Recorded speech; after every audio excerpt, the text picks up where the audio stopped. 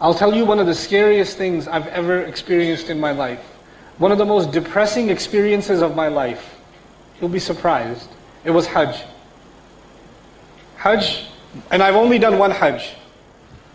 And it's supposed to be the most joyous occasion of my life, and I was very depressed. Eventually I was happy, but I was very depressed. You know why I was depressed? Because there were VIP sections. I was depressed because there were people with a different kind of passport treated differently. I was depressed because, people were not concerned about each other at all. If you wanted to take somebody and say, if you told somebody, in Islam, everybody's treated equally. In Islam, the wealthy and the poor, and the black and the white, they're all the same.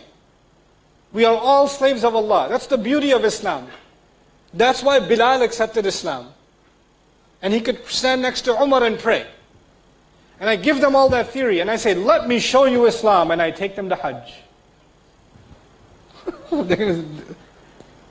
This is your Islam? Where in the world am I going to take them? And I show them that people are, the ummah is what it's supposed to be. That we live it. Until we, the ummah, are a model of this deen, we don't get to hate the kuffar. We don't get to say, these kuffar, they're going to go to Jahannam. What have you shown them? What have I shown them? Talk is half the equation.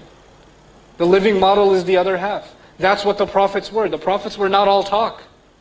The prophets were not great speeches. They were living examples.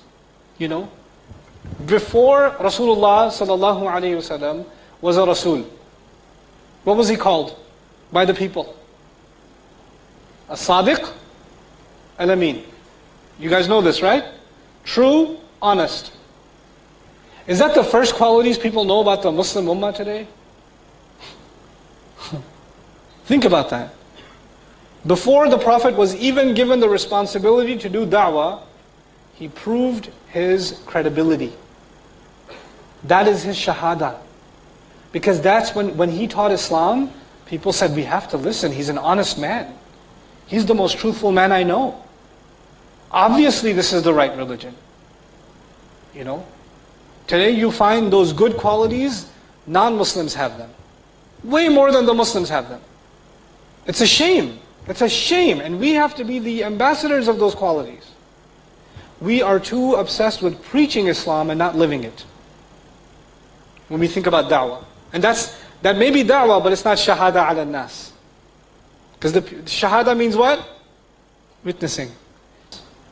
If we don't become witnesses over humanity in the way that we're supposed to, and we come in front of Allah on Judgment Day, and the neighbors that we had, the Hindu, Buddhist, Christian, Jewish, atheist, agnost neighbors that we had, stand in front of Allah on Judgment Day and say, Ya Allah, I had no idea what is Islam.